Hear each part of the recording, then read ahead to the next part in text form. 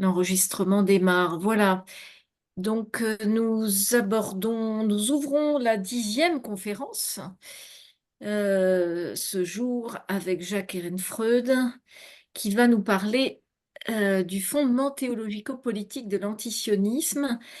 Alors, juste quelques mots sur notre cycle de conférence et ensuite Martine Benoît introduira Jacques Ehrenfreud et le présentera. Nous recevrons le 20 juin euh, le, nos collègues universitaires donc de l'Université hébraïque de Jérusalem, d'une université allemande et anglaise qui ont initié une pétition afin de condamner finalement le boycott des universités israéliennes, donc Statement Against Boycott. Et donc, ils nous font nous les recevrons donc le 20 juin. Voilà, je leur ai proposé d'en dire quelque chose. C'est des collègues qui n'ont pas l'habitude de faire des pétitions. Et on va essayer de comprendre ce qu'ils ont vécu dans leurs universités respectives. Voilà, je pense que ce serait bien qu'on soit nombreux ce jour-là. Il y a plus de 8000 signatures. Il y en a eu presque 8500, 8600. C'est beaucoup. Et ils ont arrêté les signatures. On ne pouvait pas continuer, mais on a 200, je crois, ou 300 Français. Et nos collègues en France ont souhaité poursuivre et continuer à signer. Voilà, ils ont à un moment donné arrêté parce que c'est aussi un gros travail de colliger les signatures. Mais nous aurons le plaisir de les recevoir et de les soutenir parce que je pense que c'était aussi dans ce sens-là qu'ils ont initié cette pétition pour être soutenu. Voilà.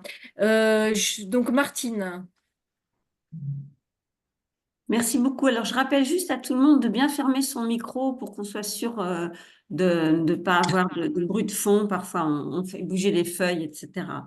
Donc, moi, je suis particulièrement heureuse d'accueillir ce soir Jacques Ehrenfreund. Et donc, je voulais tout de même rappeler, moi, je suis de Lille et que donc Jacques a commencé ses études dans mon université, à l'université de Lille, où il a fait sa licence avant de rejoindre donc l'université hébraïque de Jérusalem pour faire son master et sa thèse. Et il a été nommé en 2005 se faire de ma part à pour la date, à l'université de Lausanne, sur la chaire d'histoire des Juifs et du judaïsme qui dépend du département d'histoire et de sciences de religion. Et depuis ce temps, Jacques est rattaché euh, à l'Institut d'histoire et anthropologie des religions et dirige, alors je ne sais pas depuis quand, le Centre interdisciplinaire d'études juives. Donc Jacques Ehrenfreund est un historien spécialiste de l'histoire des Juifs et du judaïsme et de l'histoire de l'Europe européenne, de l'histoire de l'Europe européenne, contemporaine, excusez-moi. Alors avant de lui céder sa parole pour son exposé, j'aurais souhaité souligner que ce chercheur et cet enseignant nous aident à penser particulièrement depuis l'après 7 octobre 2023. Et je voulais relever ici deux particularités de cet engagement de Jacques Ehrenfreund pour nous aider à penser. La première chose, il a cofondé avec d'autres la revue K, qui est une revue absolument exceptionnelle, qui est en ligne, K, les Juifs, l'Europe et le XXIe siècle. Et depuis la mi-octobre 2023, ou début novembre, cette revue propose un travail de réflexion qui, à mon sens, est unique, qui nous aide à avancer et justement à ne pas rester sidérés. Et je trouve que on a beaucoup de chance d'avoir cette revue. Et la deuxième chose que je voulais souligner, c'est que Jacques Ehrenfreund a organisé dans son université, le 2 mai dernier, ce qu'il a appelé un cours public sur les origines du conflit israélo-palestinien. Et quand il a présenté ce cours public, il a dit que c'était pour donner, je cite, donner des outils pour dépassionner le débat et dépasser la pensée binaire et ont participé, ou plutôt a été suivi, ce cours a été suivi par plus de 500 personnes. Donc là aussi, alors je sais que c'était un cours qu'il a co-organisé, mais je pense que ces deux éléments, la revue, cet exemple de cours et de ce qui se passe à l'Université de Lausanne, définit le travail actuel de Jacques. Et donc, Jacques Ehrenfreund, je te cède la parole donc, sur ton exposé que tu as intitulé Le fondement théologico-politique de l'antisionisme. Merci beaucoup, Martine. Merci merci à tous d'être là ce soir. On est tous, je pense, un peu dans la même situation. On vit une période qui exige de nous de faire d'immenses efforts pour nous confronter à ce à quoi nous assistons. Et moi, je veux dire que je ne cesse d'être surpris par ma surprise. C'est-à-dire que on n'en termine pas véritablement complètement de prendre la mesure de ce qui s'est produit depuis le 7 octobre. Et même si j'avais l'impression d'être lentement devenu un vieux routier de ce type de situation, c'est-à-dire que, en fait, mon entrée à l'âge adulte, je le partage avec vous, j'imagine, c'était la première guerre du Liban. C'était à l'époque où, pour la première fois, j'ai été confronté aux tentatives qui m'apparaissaient comme les premières de nazification des Juifs. C'était dans les rues de Lille et les manifestations qui protestaient contre la guerre à laquelle j'étais moi-même opposé, mais les manifestations n'étaient pas des manifestations auxquelles je pouvais me joindre simplement parce que au cœur de la revendication, il y avait cette affirmation que l'armée israélienne était en réalité une armée nazie. Et depuis ce moment-là, c'est juin 1982, quasiment jour pour jour, hein, c'est 43 ans quasiment jour pour jour. Depuis 1982, j'ai toujours cru que je ne serais plus surpris et je dois dire que le 7 octobre m'a à nouveau démenti, c'est-à-dire que l'ampleur du phénomène auquel nous sommes confrontés ne cesse de me surprendre. Alors, ce que je vais faire, c'est d'abord préciser ce qui m'a surpris, c'est-à-dire passer quelques instants, peut-être depuis mon expérience ici à l'Université de Lausanne, pour la partager, parce qu'elle elle a été un peu étonnante essayer de me mettre sous l'autorité d'un maître pour moi du point de vue de l'écriture de l'histoire. Et ce maître, c'est Yitzhak Ber, Fritz Ber, très grand historien du judaïsme espagnol au Moyen Âge, très grand savant, un savant allemand à l'ancienne, c'est-à-dire un très grand érudit, un très grand philosophe, un très grand connaisseur des sources.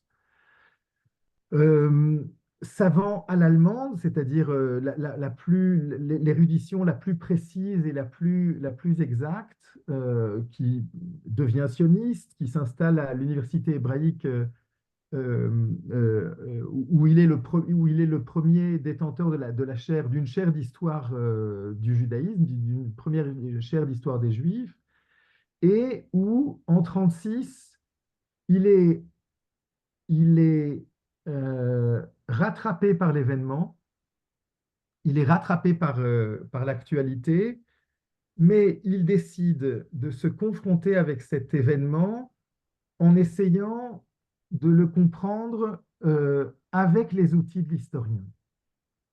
Et c'est un peu ce que je vais modestement, c'est très immodeste de se placer sous l'autorité d'un si grand historien.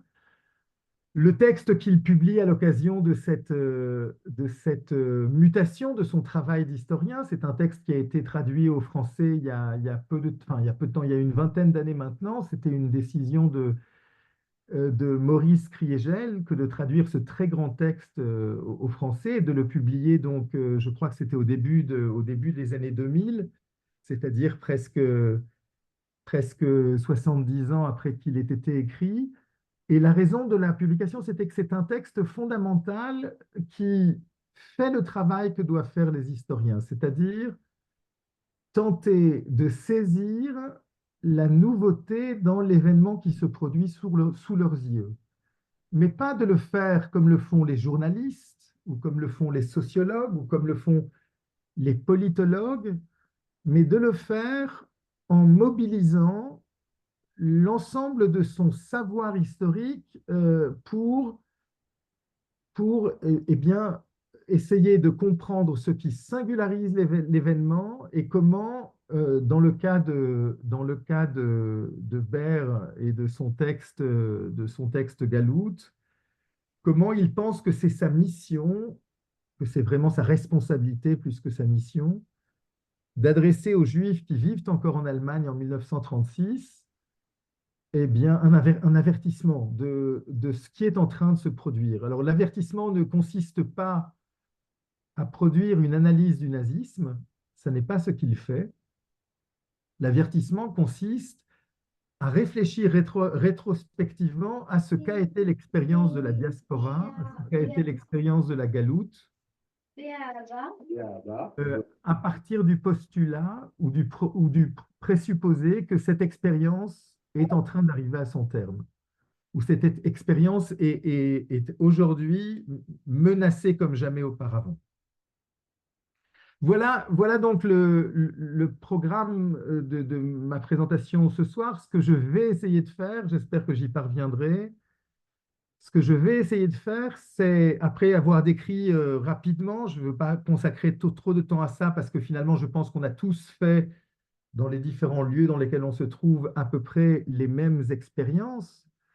À partir de cette expérience quand même rapidement décrite, euh, chercher au fondement, aux racines du phénomène et en fait faire le travail de l'historien qui cherche des occurrences précédentes et qui cherche à singulariser des occurrences qui permettent aussi de mettre en évidence les choses inédites qui se produisent en ce moment sous nos yeux. Voilà. Rapidement, une description de ce par quoi nous sommes passés.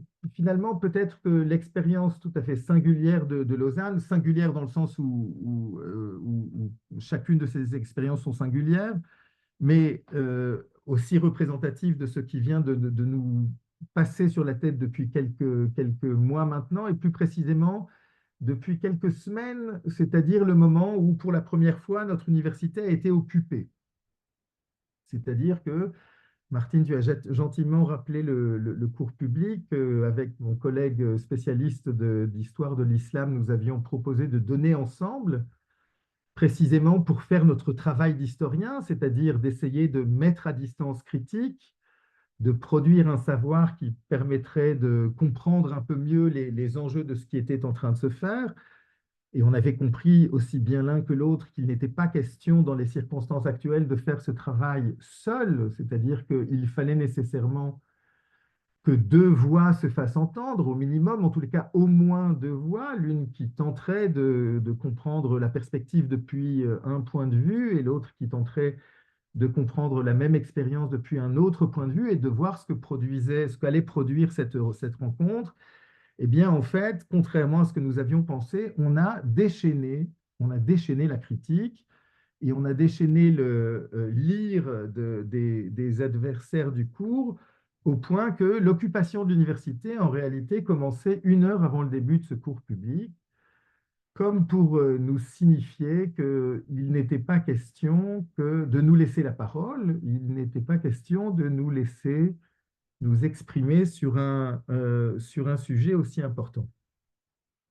Et ce qui s'est passé ensuite, c'est que s'est produite une mobilisation dans le contexte de l'Université de Lausanne, une petite université de Suisse occidentale, une mobilisation qui a été la première d'un mouvement qui a ensuite gagné l'ensemble de la Suisse.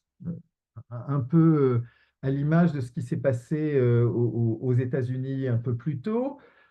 L'ensemble des universités ont lentement été rattrapées par ce mouvement dont on peut émettre l'hypothèse, alors encore une fois, je ne suis ni politologue ni sociologue, mais dont on peut émettre l'hypothèse, étant donné les patterns de ces manières d'agir, qu'il était en réalité extrêmement bien articulé, qu'il était coordonné, et on retrouve dans l'ensemble des sites universitaires suisses les mêmes modalités d'action, les mêmes revendications des étudiants, les mêmes tracts, les mêmes discours menés. En réalité, on a affaire à quelque chose qui était probablement organisé de l'extérieur de la Suisse, qui est arrivé en Suisse et qui s'est organisé en Suisse au niveau de l'ensemble du territoire de la Confédération pour mettre en place un mouvement qui ressemblait dans chacune des universités exactement à ce qui s'était passé quelques jours ou quelques semaines auparavant dans les autres sites, avec une singularité de la Suisse, et qui est que les universités de Suisse allemande ont réagi de manière tout à fait différente. Les directions des universités de Suisse allemande ont réagi de manière tout à fait différente à ce qui s'est passé dans les trois campus de Suisse occidentale, de Suisse francophone, celui de Lausanne, celui de Genève et celui de Neuchâtel. Mais je ne vais pas rentrer dans plus de détails. C'était juste ma perplexité devant la capacité d'une question internationale, de l'importance de cette question, mais néanmoins dont on aurait pu penser qu'elle ne serait pas à même de mobiliser en Suisse une telle quantité de personnes, de faire le constat qu'elle a été sans doute la question à même de mobiliser le plus. En fait, alors tu as rappelé que je suis ici depuis bientôt 20 ans. Je n'ai pas souvenir pendant ces 20 ans d'avoir assisté à aucune mobilisation étudiante, ni de près ni de loin, pouvant être comparée à ce à quoi on vient d'assister. C'est-à-dire qu'on est face à un phénomène dont la capacité de mobiliser est absolument inédite et incomparable. Elle n'est comparable à rien d'autre. Et donc, c'est la raison pour laquelle il faut s'interroger sur le phénomène. Quelques éléments de description du phénomène pour ensuite rentrer dans le cœur du sujet, cette compréhension de cette mobilisation qui s'est nommée elle-même antisioniste, une mobilisation dont il faut prendre au sérieux certaines des caractéristiques. Et là encore, ça a été quelque chose qu'on a retrouvé dans la quasi-totalité des campus de Suisse, et vous le savez, bien au-delà bien au-delà de la Suisse. Ce qui m'a frappé dans la mobilisation, c'était la revendication d'une hostilité presque radicale à Israël, qui était décrite selon une triple modalité, hein, une triple modalité qu'on retrouve dans la totalité de la littérature produite par ces mobilisations. Israël, État raciste ou État d'apartheid, entité coloniale, est en train d'accomplir un génocide.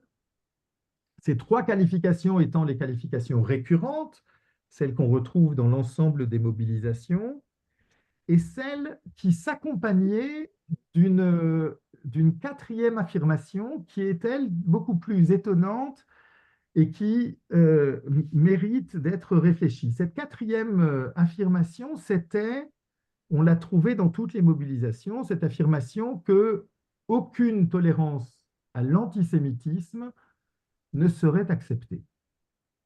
Et on va le voir tout de suite, cette chose est tout à fait troublante pour un phénomène dont je vais m'empresser de dire qu'il est sans doute la mobilisation antisémite la plus importante à laquelle on est assisté depuis, en tous les cas depuis que moi je connais les campus universitaires.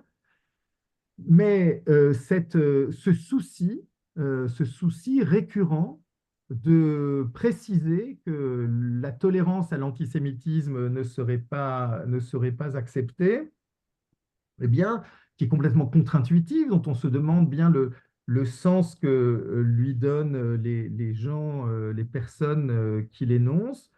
En tous les cas, ce souci-là était un souci central qu'on a retrouvé en permanence. Bon. À Lausanne, ça a même pris la forme lors d'une journée de meeting qui était organisée. Ça a pris la forme de la parole donnée à deux personnes présentées comme des juifs décoloniaux, auquel on a fait réciter le catéchisme que l'on connaît, c'est-à-dire le fait que, en réalité, l'instrumentalisation de l'antisémitisme par les critiques du mouvement était indigne, puisque, bien évidemment, les bons juifs étaient du côté les bons juifs étaient du côté des manifestants. J'ai gardé la vidéo de cette petite conférence donnée par deux personnes dont on avait un peu le sentiment qu'elles étaient quasiment dans la situation des otages du Hamas, c'est-à-dire qu'il y avait une sorte d'inquiétude, d'angoisse, de crainte qui marquait leur visage et qui était sans doute un signe de la situation dans laquelle elles se trouvaient. Bref, voilà ce que dit ce mouvement, une capacité de mobilisation absolument sans précédent et un souci de ne pas apparaître, de veiller à ne pas apparaître comme un mouvement antisémite. Et ma conférence va porter maintenant sur la question de savoir comment qualifier cet antisionisme radical qui s'est exprimé ces derniers mois et, de voir ce qu'on peut faire avec cette affirmation qui le traverse, de veiller à ce qu'aucun acte antisémite ne puisse être commis. Alors, la première des choses qu'on peut dire, c'est que si on définit l'antisémitisme comme ce mouvement qui, historiquement, apparaît à la fin du XIXe siècle, et on sait tous que le terme même est un terme qui date de 1879, qu'il est sans doute le produit de ce pamphlétiste, de ce polémiste allemand installé en Autriche au moment où il l'énonce, qui s'appelle Wilhelm Marr. Ce terme est le produit d'un moment historique tout à fait singulier. Ce moment historique singulier, c'est celui où les Juifs d'Europe, parce qu'ils ont été progressivement émancipés dans les différents États dans lesquels ils vivent, ces Juifs d'Europe sont en passe de s'intégrer dans les sociétés. Et l'antisémitisme désigne précisément cette volonté de dénoncer cette intégration. L'antisémitisme est ce moment où, au nom du danger que courraient les sociétés du fait précisément que les Juifs y sont devenus invisibles, on ne les repère plus, ils ont pénétré l'intérieur du corps social, et bien que c'est précisément de cette transformation-là que provient le danger que l'antisémitisme souhaite dénoncer, précisément en ceci que, devenu invisible dans le corps social, on postule que les Juifs le subvertissent de l'intérieur et constituent pour lui, par cette subversion, un danger tout à fait singulier que le mouvement politique dénonce. Et en effet, en ce sens-là, l'antisionisme ne relève pas de la logique à l'œuvre dans cet antisémitisme-là, celui de la fin du XIXe siècle. Il ne relève pas de la logique de cet antisémitisme-là, mais ce qu'il faut dire tout de suite, c'est que cet antisémitisme-là n'est qu'un moment dans une histoire beaucoup plus vaste et qui est l'histoire de l'antijudaïsme. Et que précisément, la tâche de l'historien me semble devoir être de replacer l'histoire de l'antisionisme dans cette longue histoire de l'antijudaïsme, parce que c'est par cette manière de faire-là qu'on peut mettre à jour, me semble-t-il, en tous les cas c'est mon hypothèse, peut mettre à jour une structure très profonde du discours antisioniste, une structure très profonde qui, elle, est parfaitement homologique et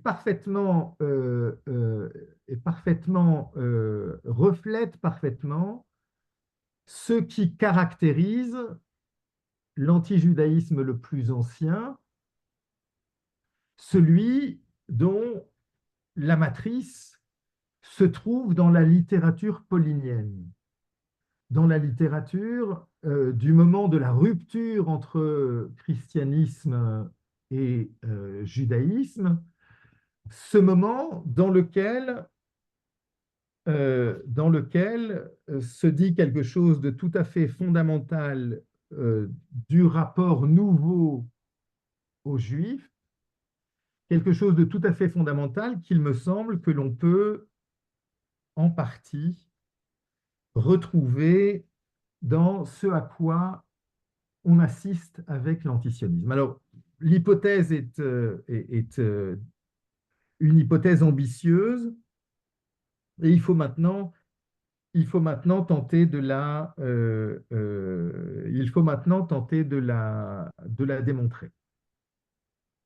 Alors, l'antisionisme, comme je l'ai dit tout à l'heure, l'antisionisme contemporain, celui auquel on a assisté dans la période qui vient qui n'est pas encore refermée, dans la période que nous vivons, institue Israël à partir d'une description qui prend les trois formes que j'ai rappelées tout à l'heure en ouvrant mes propos. Réalité, État raciste, État colonialiste et État génocidaire.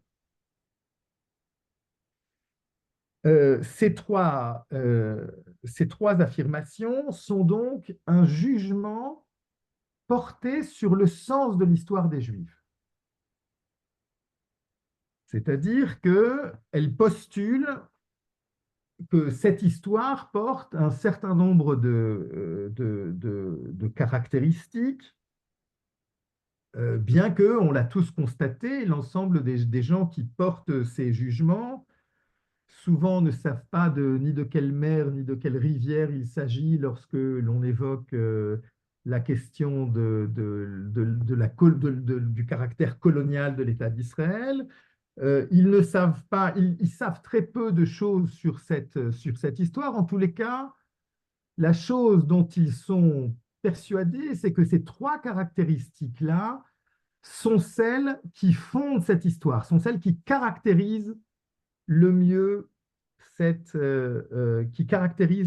histoire. Or, mon hypothèse est que on retrouve la structure de cette distinction déjà dans l'anti-judaïsme de type paulinien, celui qui place au cœur de l'opposition ou de reproches qu'il adresse aux Juifs, qui place eh bien, l'affirmation de Paul que puisque Jésus est le Christ, dit Paul dans l'Épître aux Galates, puisque Jésus est le Christ dont le sacrifice a mis un terme à l'histoire telle qu'inaugurée par le péché originel, puisque ce sacrifice ultime, ce sacrifice définitif a mis un terme à cette histoire, dès lors qu'il s'est produit, eh bien, c'est l'indistinction qui doit régner. Il ne doit plus y avoir ni juif, ni grec, ni homme libre, ni esclave, ni homme, ni femme. Vous vous rappelez de cette affirmation qui, en réalité, est le moment de naissance du christianisme, mais moment de naissance du christianisme qui est tout à fait singulier puisqu'il institue cette vision nouvelle, cette vision universaliste nouvelle. Il l'établit sur l'affirmation que le sacrifice christique a permis à un nouveau peuple de Dieu de prendre entièrement la place de l'ancien peuple de Dieu. Ce sacrifice a permis à une nouvelle alliance divine de venir compléter, mais en réalité de venir remplacer l'ancienne alliance par laquelle existait le peuple de Dieu, l'ancien peuple de Dieu, celui que Paul qualifiera dorénavant de peuple charnel, de peuple par la chair, de peuple incapable de s'élever à la hauteur de l'esprit, ce que fera, ce qu'affirmera être en train de faire l'Église, l'Église naissante. Alors, reprenons les trois affirmations pauliniennes. Il n'y a plus ni homme ni femme, il n'y a plus ni juif ni grec, il n'y a plus ni homme libre ni esclave. En réalité, j'émets l'hypothèse un peu audacieuse, mais on est là pour en discuter si vous le souhaitez, que d'une certaine façon, le mouvement antisioniste moderne trouve sa puissance de mobilisation dans le fait qu'il peut reprendre cette ambition, cette volonté d'illimiter en portant un jugement sur les Juifs qui est celui qu'il porte. C'est le peuple raciste, puisqu'il ne cesse de vouloir exister comme un peuple. C'est le peuple colonial, celui qui fait régner l'injustice, celui à travers lequel règne l'injustice la plus grande dans le monde. Et c'est le peuple génocidaire, cette injustice culmine dans les actions les pires que ce peuple est en train, que ce peuple serait en train de commettre. Mon hypothèse est donc que la capacité de mobilisation sur la question israélienne, que la raison pour laquelle cette question-là, peut-être comme aucune autre, cette question-là plus qu'aucune autre, est capable de produire, s'explique par le fait que c'est de cette histoire particulière-là, de ce peuple particulier-là, que dépend toute la vision universaliste du monde, celle que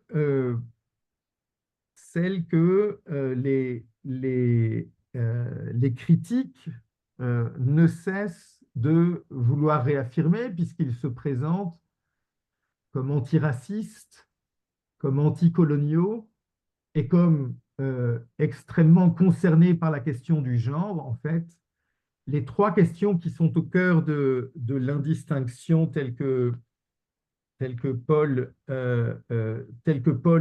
l'énonce, les trois moments de cette indistinction, en quelque sorte, ces trois moments sont aussi au cœur de ces mouvements de mobilisation qui se présentent eux-mêmes comme postmodernes, postcoloniaux, post-nationaux, post-historiques, bref, un ensemble d'affirmations d'être dans le dépassement de ce qui a existé auparavant. Les Juifs la question d'Israël étant celle qui est capable de produire les mobilisations auxquelles on a assisté, précisément parce que eh bien, les Juifs semblent aller à contre-courant de ce qui est attendu par ces mouvements de dépassement. Alors, ce que je voudrais faire maintenant, c'est pointer à partir de cette description, pointer quelque chose comme un élément d'explication supplémentaire et qui me semble tout à fait fondamental, Et cet élément de description supplémentaire, d'explication supplémentaire, peut se nommer quelque chose comme la crise de l'histoire. La crise de l'histoire comme, euh, comme geste narratif, qui a fondé pendant longtemps, en tous les cas qui a fondé depuis le 19e siècle, des collectifs politiques, une histoire, une narration historique qui a fondé des collectifs politiques et qui, depuis quelques décennies maintenant, est en crise.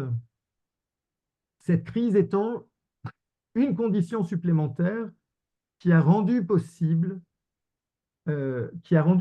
cette incompréhension très profonde de l'histoire d'Israël, cette incompréhension profonde de l'histoire d'Israël qui est celle qui explique pourquoi, euh, ces mobilisations massives ont trouvé cet objet-là efficace comme aucun autre pour assurer leur succès.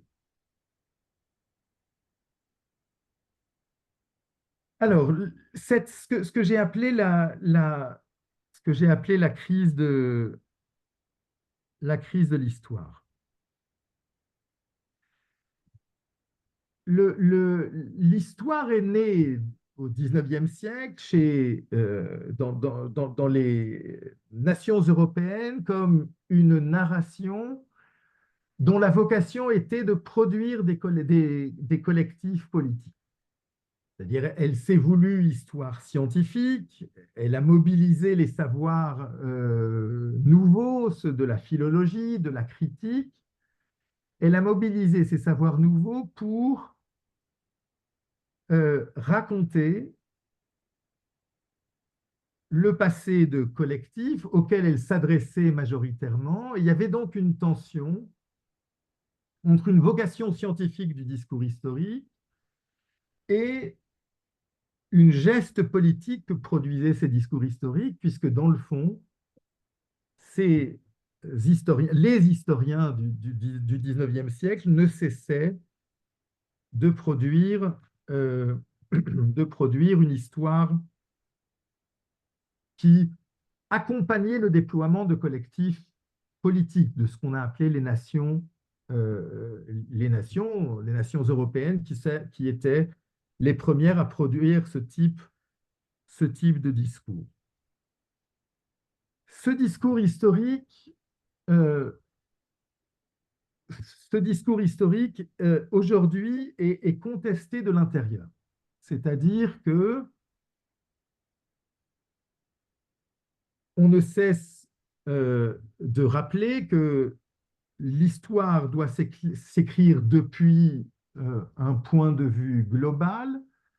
Les historiens ne parviennent plus à produire une histoire en tant qu'elle est adressée à un groupe particulier auquel l'historien est généralement relié par un lien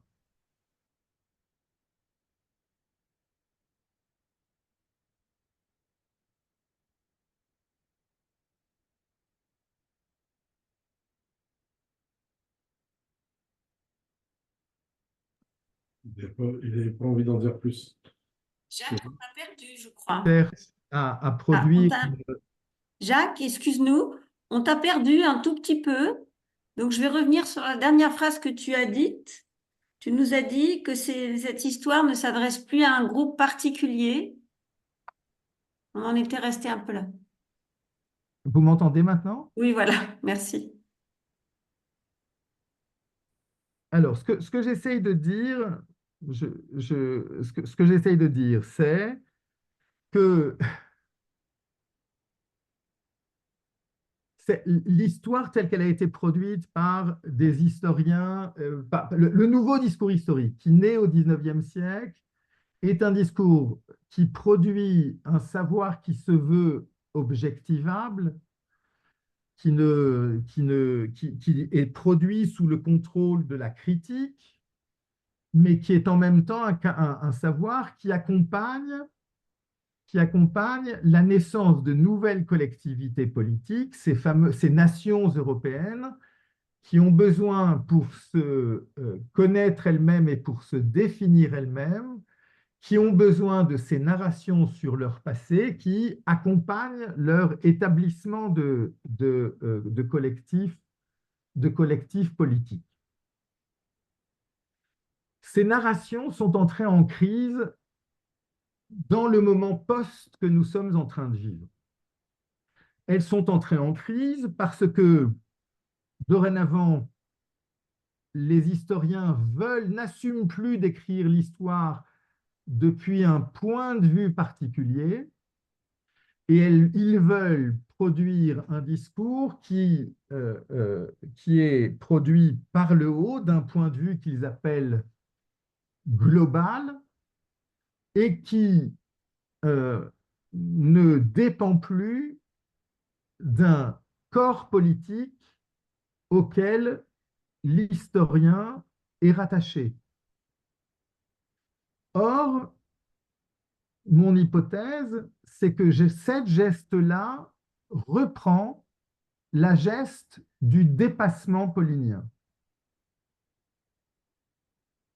C'est-à-dire que si vous vous rappelez ce que j'ai dit juste avant sur la naissance du christianisme en tant que la raison pour laquelle il fallait dépasser, la raison pour laquelle on pouvait accéder à l'universel, c'était que Jésus était le Christ et que le sacrifice qu'il avait fait de sa vie avait mis un terme à l'histoire de l'humanité, avait ouvert une nouvelle temporalité, ce présent dans lequel régnait l'indistinction entre les hommes et les femmes, entre les esclaves et les hommes libres, et entre les Juifs et les Grecs.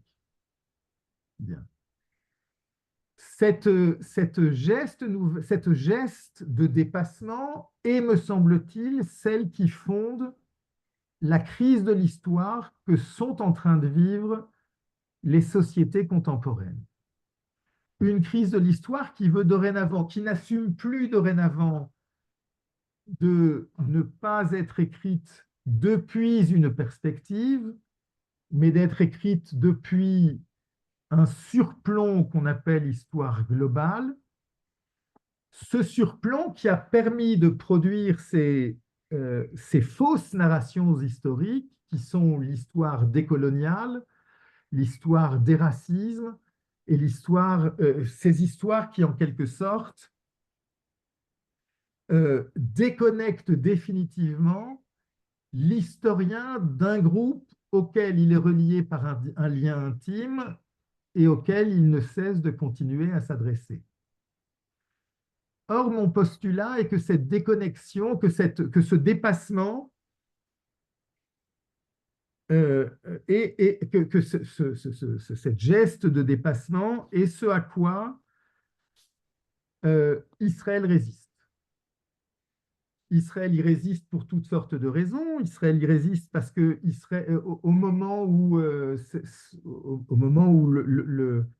l'Europe, sortant de la Seconde Guerre mondiale, affirmait en avoir tiré toutes les leçons les plus importantes, celle qu'il ne fallait plus faire la guerre, celle qu'il ne fallait plus établir de nation. Le nationalisme, c'est la guerre, disait encore le président de la République française, peu avant l'effondrement de l'Union soviétique. Cette Europe qui était convaincue que le nationalisme, c'était la guerre, que le colonialisme était ce que nous devions laisser derrière nous, celle qui postulait que nous étions entrés dans un moment de paix peut-être perpétuel par la mise en place de cette Union européenne qui devait assurer à l'Europe dans un premier temps la paix et servir de modèle à l'ensemble du monde. Eh bien, au moment où l'Europe faisait cette geste-là, Elle le faisait après que ce soit produit dans l'histoire des Juifs, un moment tout à fait singulier, cette destruction des Juifs d'Europe, dont les historiens ne cessent de nous rappeler depuis une trentaine ou une quarantaine d'années le sens que ce moment doit avoir. Et le sens est qu'il doit fonder cette nouvelle Europe du post-colonial, du post-national, du post-moderne, du post-racial, du post-raciste, du post, du post, du post. Or, c'est exactement le moment durant lequel les Juifs de cette même histoire ont tiré d'autres conclusions. De l'histoire de leur destruction, ils ont tiré la conclusion qu'ils avaient besoin absolument d'un État, que cet État devait être, si nécessaire, à même de faire la guerre, qu'il devait être à même de se défendre. Bref, que nous n'étions pas dans un moment post-historique, que nous n'étions pas sortis de l'histoire, que l'histoire continuait d'être pleinement tragique, qu'on continue à ne pas savoir quelle est sa finalité ultime, et que donc on est réduit à la comprendre à travers une perspective qui ne peut pas être globale parce que personne n'a accès à la perspective de Dieu, personne n'y a accès tant que la finalité de l'histoire ne nous aura pas été révélée. Or, le révélateur de cette perspective de l'histoire, c'est le Messie lui-même, ce Messie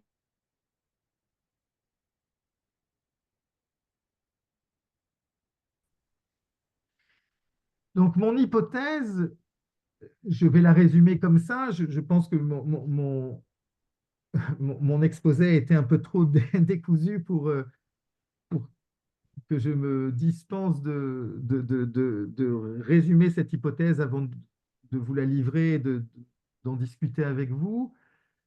Mon hypothèse est que cette distinction fondamentale entre le christianisme et le judaïsme autour de la question de l'historicité, cette distinction fondamentale que je fais remonter au moment paulinien, celui qui affirme que le dépassement de toutes les différences, celui qui affirme que le moment, que l'humanité comme unité une et indistincte, que ce moment-là est le produit d'un postulat que Paul énonce et qui est que tout cela s'est produit parce que l'opérateur de cette transformation a été la venue de ce personnage extraordinaire qui a fait le sacrifice de sa vie pour mettre un terme à l'histoire telle que le texte biblique explique comment elle est advenue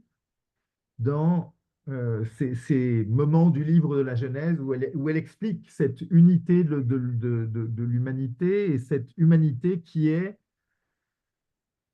ce monde qui est le lieu d'intervention de la divinité, une divinité qui est agissante dans l'histoire, une divinité qui produit de l'histoire puisqu'elle agit dans l'histoire. Donc, contrairement à ces visions mythologiques, païennes ou grecques, pour lesquelles l'historicité n'a pas véritablement de dimension centrale.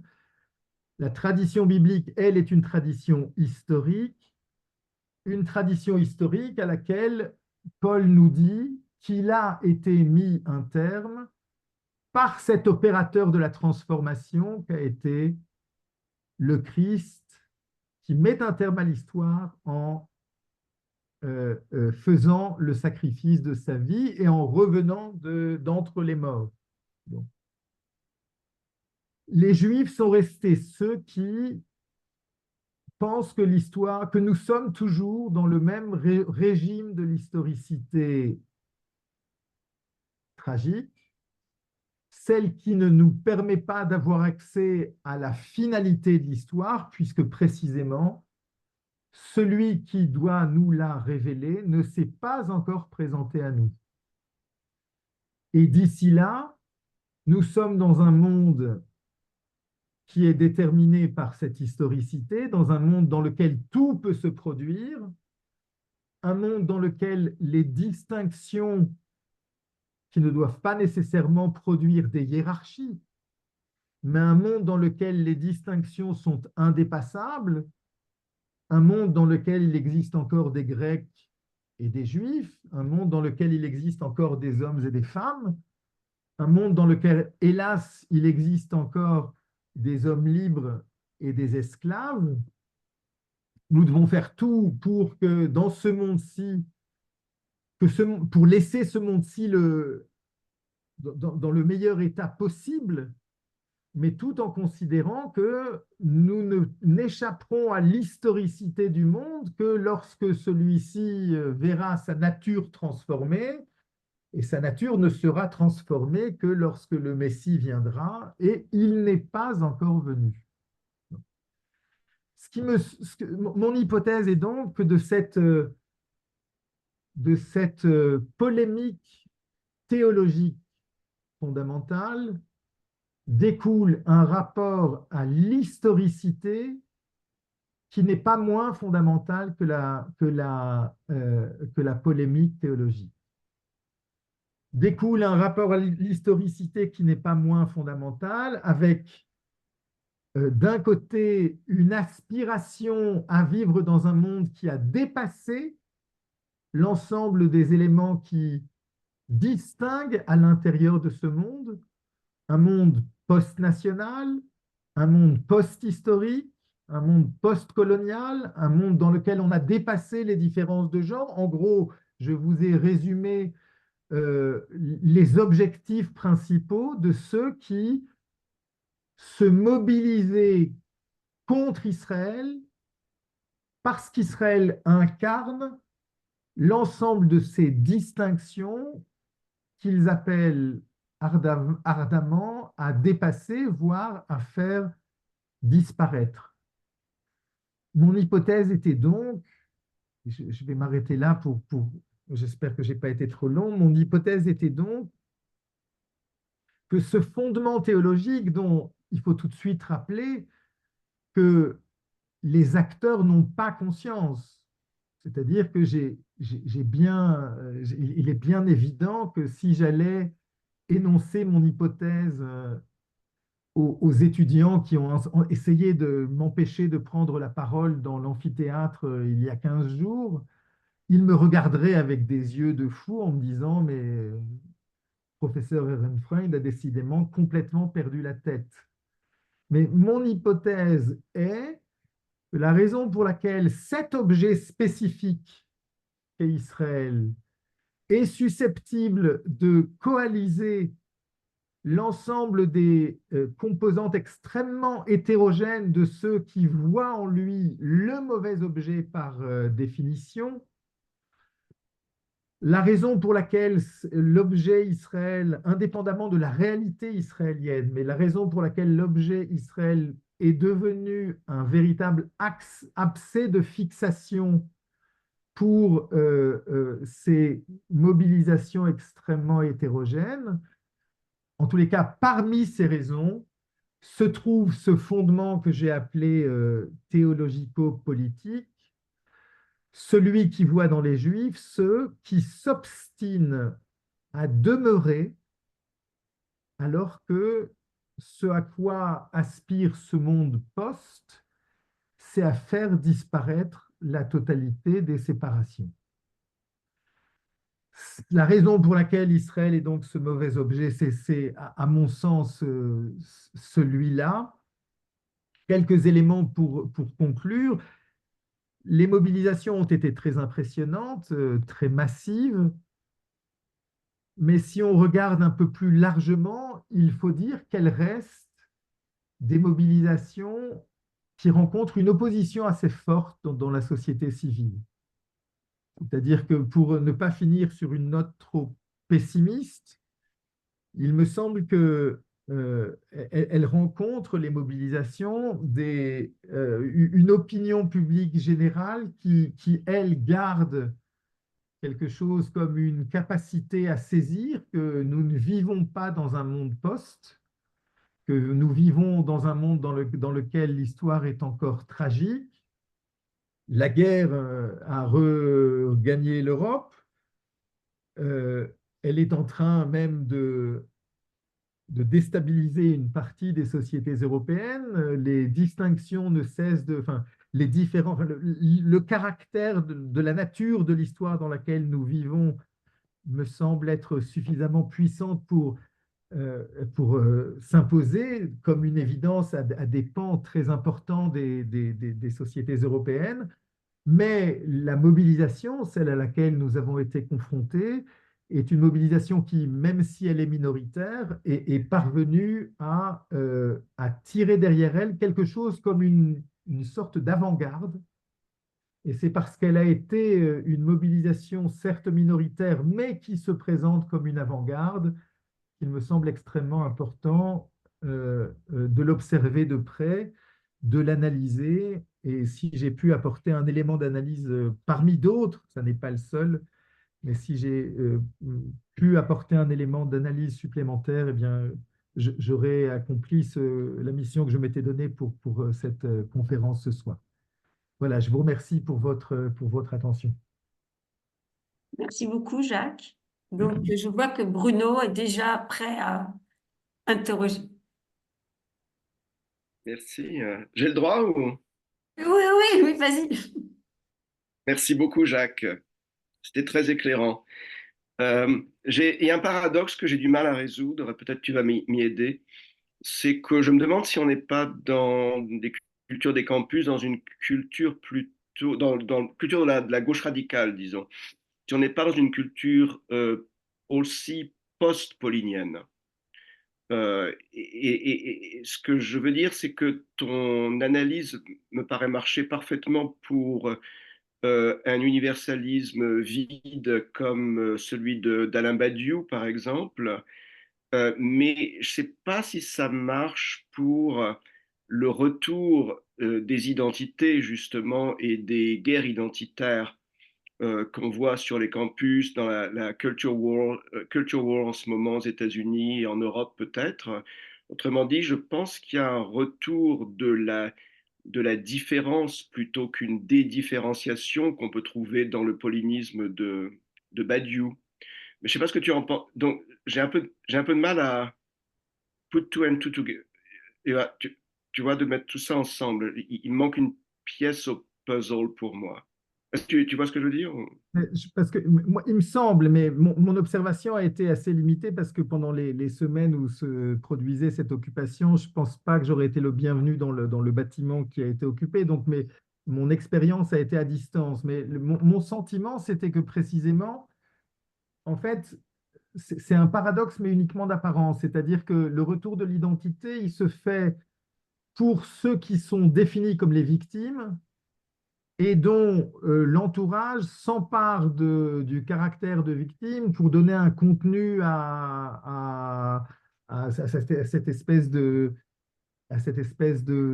vide qui les constitue, et que les deux choses ne sont pas justement, c'est-à-dire on est très frappé par le fait que ces gens qui d'un côté, c'est-à-dire ces gens, quand je parle de ces gens, c'est en gros la gauche un peu radicale, euh, euh, qui ne cesse de dire qu'elle n'a que trois buts dans la vie, c'est de lutter contre toutes les injustices.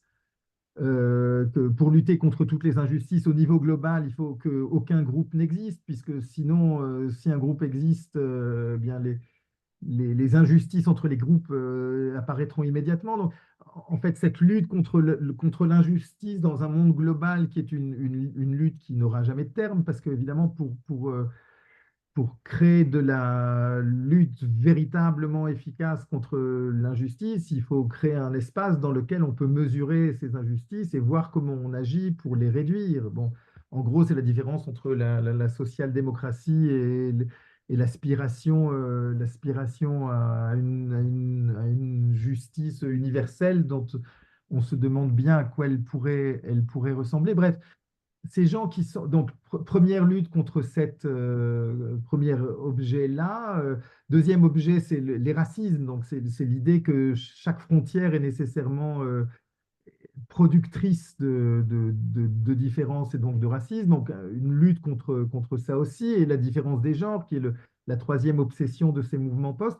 Et en même temps, dès qu'ils rencontrent devant eux ces revendications identitaires portées par les mouvements qui s'appelaient Occupe Palestine, enfin, en tous les cas en Suisse, c'est comme ça qu'ils s'appelaient, là tout d'un coup, ces revendications s'effondrent, mais parce qu'elles sont portées par la victime ultime, donc celle dont le caractère de victime ultime justifie qu'on n'exige pas d'elle qu'elle renonce à quelque chose comme l'affichage d'une identité particulière. Tu vois ce que je veux dire, Bruno? C'est pour ça que moi, tu as raison, c'est un paradoxe, mais c'est un paradoxe qui s'explique par cette modalité de fonctionnement, c'est-à-dire que la raison pour laquelle on accepte de transiger avec l'identité particulière de ces Palestiniens dont en fait, ce n'est pas des Palestiniens, c'est véritablement un soutien au Hamas. En tout cas, c'est ça qui s'est exprimé sur les campus ici. La raison pour laquelle donc un soutien à un mouvement identitaire islamiste en plus, hein, la raison pour laquelle on a accepté de ne pas voir ces dimensions identitaires et singulières, c'est parce que il est sauvé, ce mouvement, par le fait d'être le mouvement des victimes, et à elle, le mouvement des dominés. Donc, et à elle, tout est pardonné, et tout est à peu près autorisé. Enfin, il me semble, mais je ne sais pas si tu peux accepter mon explication. Oui, je pense que tu as raison qu'il y a peut-être cet identitarisme ou ce nouveau retour de l'identité, peut-être finalement un universalisme vide. Je pense il y a de ça, effectivement. Euh, donc, je vais y réfléchir. Mais je pense que oui, Mais ça disons, peut marcher.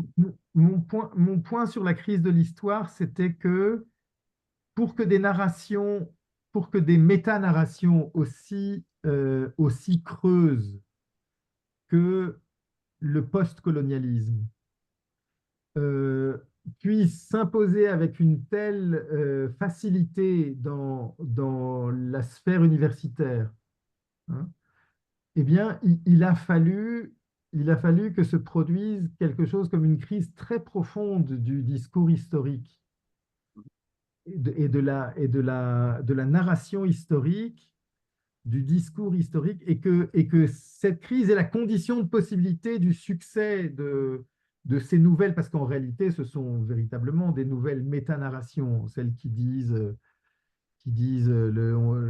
décrivent le monde à travers des catégories très simples, hein, et très rudimentaires: le colonialisme, le racisme, la domination. En gros, avec ces trois, ce qui est très intéressant, c'est que le postmodernisme est né de la dénonciation de toutes les métanarrations, hein, dont il postulait qu'elles étaient toutes nécessairement idéologiques, et que on se retrouve aujourd'hui, quelques dizaines d'années plus tard, avec le retour de métanarrations incroyablement simplistes, incroyablement rudimentaires, mais dont le succès est énorme. Et pour comprendre leur succès, il faut se pencher sur cette crise de l'histoire. Et j'ai postulé que cette crise de l'histoire avait aussi une racine théologique, mais une racine théologique évidemment sécularisée, hein. C'est pas une racine théologique au sens traditionnel du terme, mais c'est la sécularisation de cette manière ancienne et religieuse de concevoir le dépassement, en fait. Le point, c'est le point du dépassement. On ne doit cesser de dépasser. Les Juifs sont ceux qui disent peut-être pas. Peut-être qu'on est toujours dans cette histoire dans laquelle ne se produit pas nécessairement un dépassement. On doit toujours dépasser parce que c'est ce que fait le Christ. Il nous fait sortir de l'histoire par le sacrifice qu'il fait de sa vie.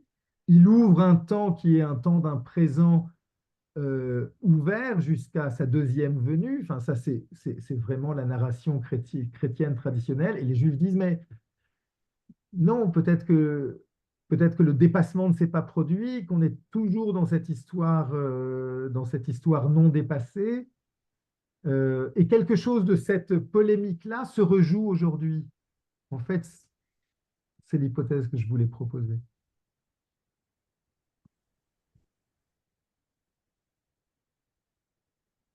Est-ce qu'il y a d'autres questions? Moi, je me suis posé la question en écoutant Jacques. Donc là, tu fais le lien avec le christianisme. Est-ce que, et bon, avec le post-histoire, etc., est-ce que on pourrait aussi faire un lien avec l'islam? Comment tu as Alors ça, il y a une vision très judéo-chrétienne. Je me demande, je me demande. alors, peut-être répondre de deux manières. Répondre d'abord, la raison pour laquelle je me suis focalisé sur cette question-là, c'est parce qu'elle me semble expliquer le contexte. C'est-à-dire, on- il me semble que on ne peut pas comprendre pourquoi la bonne société, disons, la bonne société européenne, du centre-gauche jusqu'à l'extrême gauche, se sent aussi concernée par cette question spécifiquement plus que par aucune autre, que pour comprendre cet abcès de fixation de l'Europe, eh ben, le passage par la polémique par la polémique très ancienne avec le christianisme est un passage indispensable parce que la geste du dépassement que le christianisme fait naître, en fait, les Lumières la reprend, cette geste, Hegel la reprend, enfin bref, c'est une geste qui fonde, une fois qu'elle est sécularisée, qui fonde la vision progressiste du monde, qui a structuré l'Europe progressiste depuis le XVIIIe siècle et jusqu'aux crises des visions du progrès, mais qui a structuré véritablement tout cet espace culturel européen, il me semble. Donc ça, c'est la première manière de te répondre. La deuxième manière, parce que l'interpellation sur l'islam, évidemment, elle est très pertinente. C'est-à-dire que, euh, et sur celle-là, j'hésite parce que mes connaissances sur l'islam sont trop rudimentaires, mais est-ce qu'il n'y aurait pas là aussi quelque chose comme un débat entre un universalisme musulman, c'est-à-dire une difficulté pour le monde musulman à accepter que les Juifs ne se fondent pas dans l'ensemble que doit être la Oumma, en tous les cas, celle dans laquelle doit régner la loi de l'islam.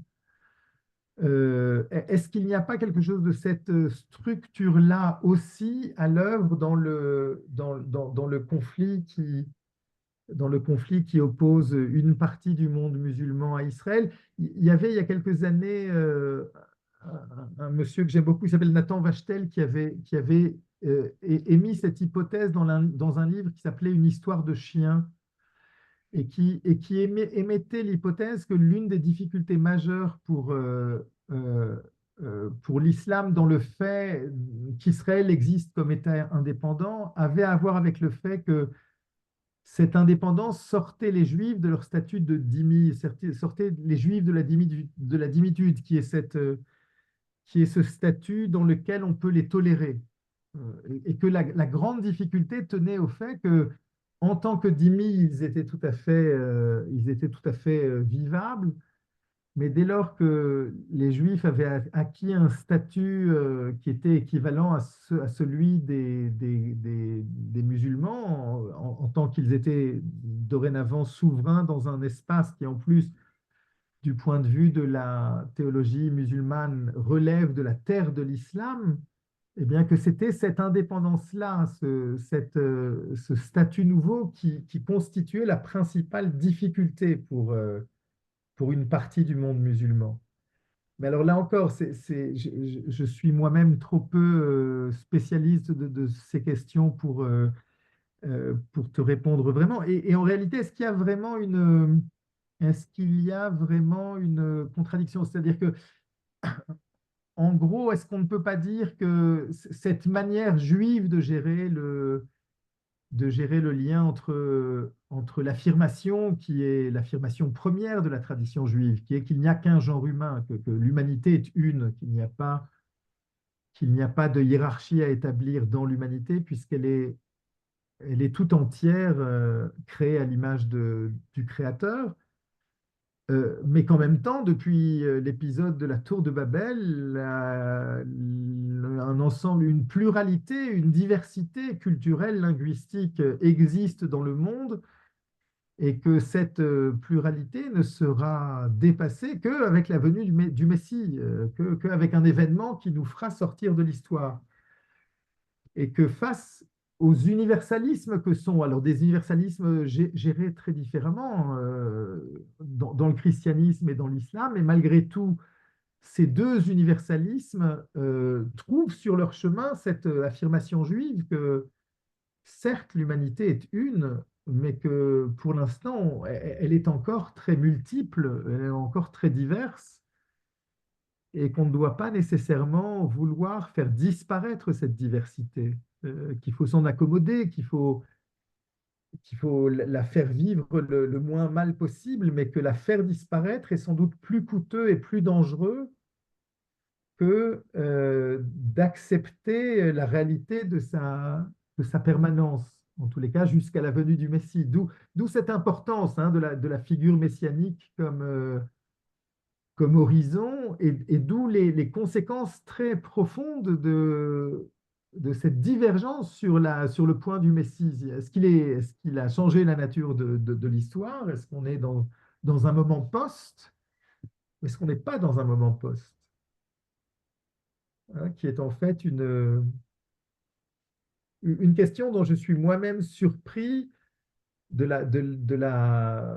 de la durabilité, du fait qu'en réalité, elle se repose à nouveau frais dans la modernité. On aurait pu penser que la sécularisation la ferait complètement disparaître.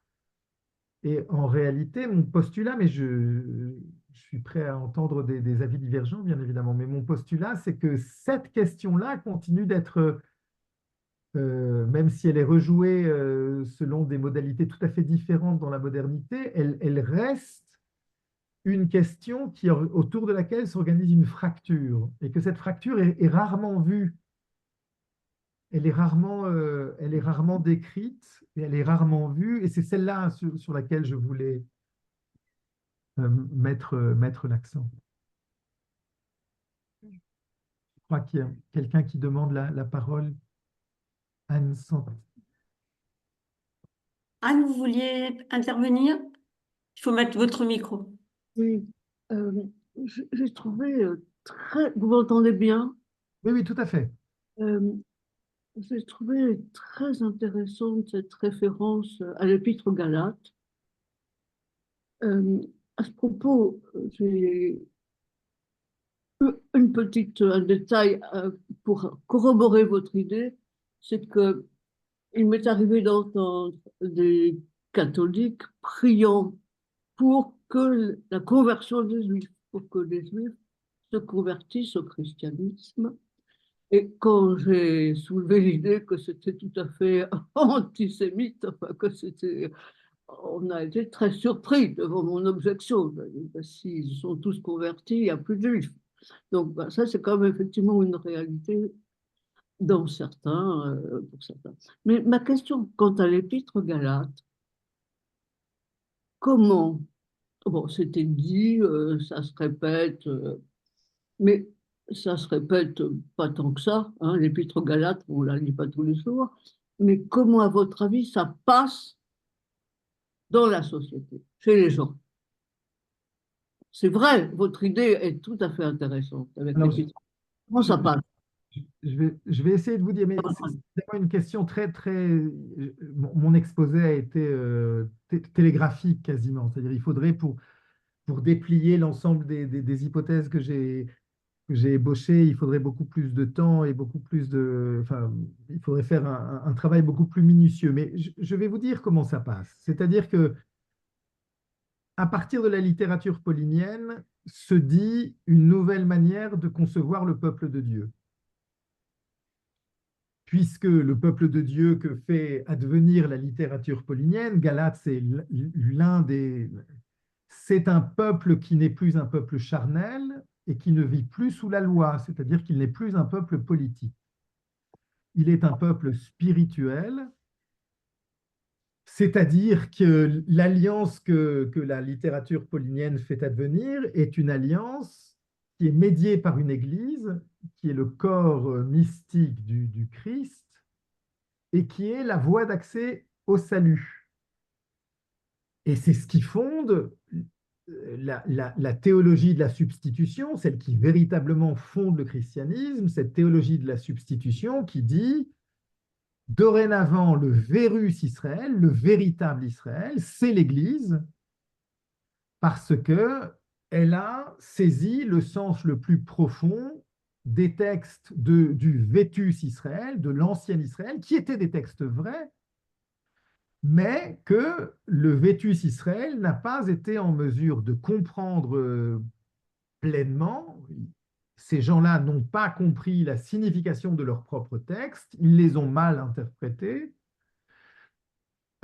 Et dorénavant, ce qui vient se substituer au peuple charnel et qui vit sous la loi et qui vit dans l'histoire, c'est une nouvelle conception de l'histoire, celle qui dit qu'elle est achevée, que c'est un présent qui s'est ouvert, qui s'achèvera avec la parousie, avec la seconde venue, mais un présent dans lequel le peuple particulier n'existe plus, sa loi n'existe plus, il a été remplacé par un nouveau peuple spirituel qui n'est rien d'autre que toute l'humanité. Et un peuple et une église qui donne accès au salut, c'est-à-dire à quoi? Puisque son royaume n'est pas de ce monde, le salut, c'est l'accès à l'arrière-monde dans lequel, qui est l'objectif premier de l'Église, donner l'accès à l'arrière-monde, c'est-à-dire au monde d'après la mort, celui qui fait advenir le christianisme comme une religion, c'est-à-dire comme un corpus spirituel qui promet l'accès au paradis à ceux qui confesseront la christianité de Jésus. Et vous voyez cette inflexion qui se produit, c'est-à-dire que la tradition biblique est une tradition juridique, politique et spirituelle insécablement, elle est tout entière. Elle ne prétend pas l'élection telle que la comprend le texte biblique, entendu comme le texte de l'Ancien Testament. L'élection ne donne pas accès au salut. Dans le texte biblique, il n'y a pas d'arrière-monde, il n'y a pas d'accès. La promesse qui est faite autour de l'élection, c'est la promesse faite au peuple de traverser le temps, c'est-à-dire de durer. Ce qui doit durer, c'est le peuple. Donc, vous voyez, je ne sais pas si j'ai bien répondu à votre question, mais vous voyez ces deux inflexions qui se produisent, c'est-à-dire que tout d'un coup, peuple, tel que le texte biblique l'envisage, c'est-à-dire communauté politique qui a passé une alliance avec un Dieu qui lui a imposé sa loi et qui, en échange de cette alliance, ne lui promet rien d'autre que de durer. Et s'il se comporte bien, de vivre en paix dans un petit territoire. Bon.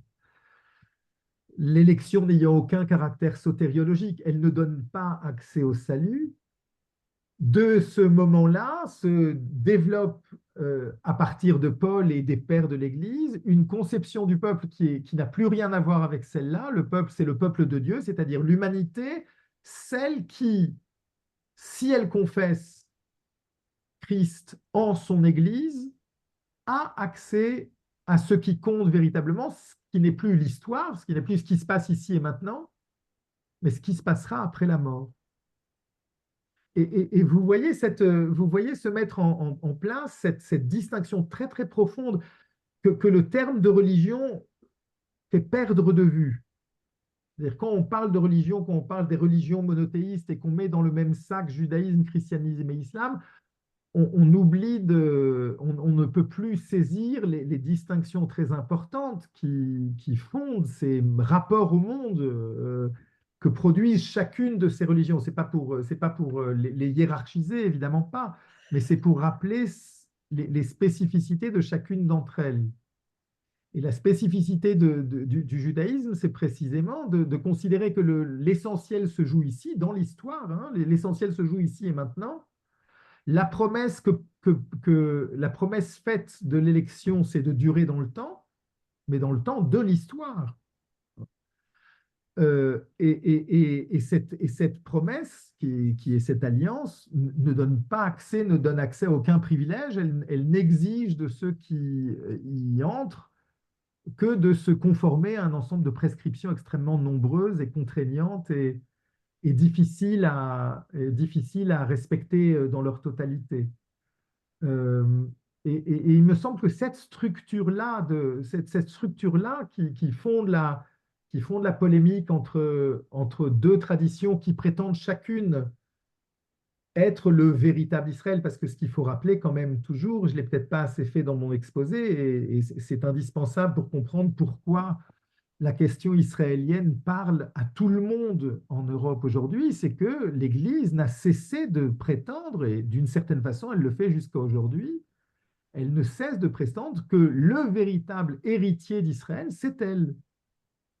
Et que tout d'un coup, quand au milieu du XXe siècle, dans la terre que le texte biblique présente comme la terre de la promesse, un ancien Israël a prétendu être de nouveau Israël, eh bien, ça n'a pas pu ne pas avoir des échos très très forts dans ceux qui, consciemment ou complètement inconsciemment, mais avaient été précédés par des générations qui n'avaient cessé de débattre sur la question de qui est le véritable Israël, qui est le Vérus Israël. Bruno, je crois que Bruno voulait intervenir à nouveau. Mets ton micro. Oui, je m'excuse. Encore une petite chose. Une autre pièce au puzzle, c'est qu'est-ce qu'on répond à un juif orthodoxe, ils sont peut-être assez, même très minoritaires, qui est antisioniste et qui considère que Israël, l'État d'Israël, justement, referme l'histoire de cette attente messianique. Ça, c'est une question que je me pose, n'étant pas Alors, suffisamment.